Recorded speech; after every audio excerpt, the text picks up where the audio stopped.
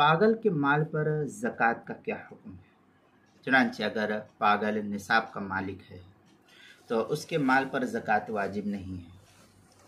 ولیوں کے لیے پاگل کے مال سے زکوٰۃ نکالنا لازم نہیں، البتہ پاگل کے مال سے قرض ادا کرنا ضروری ہے کیونکہ یہ بندوں کا حق ہے۔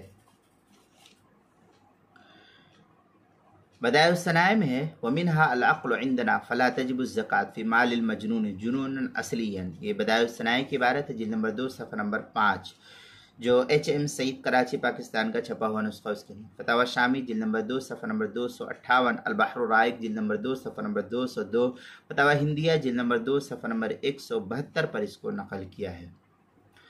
دوسری صورت یہ کہ پاگل کی زمین کی پیداوار کا 10واں حصہ بطور عشر ادا کرنا اور صدقہ فطر ادا کرنا یہ واجب اور ضروری ہے۔ چنانچہ فتاوی شامیہ میں ہے وَأَمَّا الْعَقْلُ وَالْبُلُوغُ فَلَيْسَ مِنْ شَرَائِطِ الْوُجُوبِ حَتَّى يَجِبُ الْعُشْرُ فِي أَرْضِ الصَّبِيِّ وَالْمَجْنُونِ۔ یہ فتاوی عالمگیریہ کی عبارت ہے، جلد نمبر 1 صفحہ نمبر 185، الباب السادس فی زکوٰۃ الزرع والثمار۔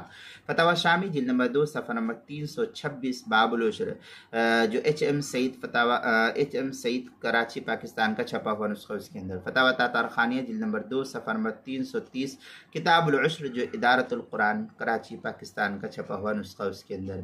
زکوٰۃ کے مسائل کا انسائکلوپیڈیا حروف تہجی پا، عنوان ہے پاگل، صفحہ نمبر 98 پر اس کو نقل کیا گیا ہے۔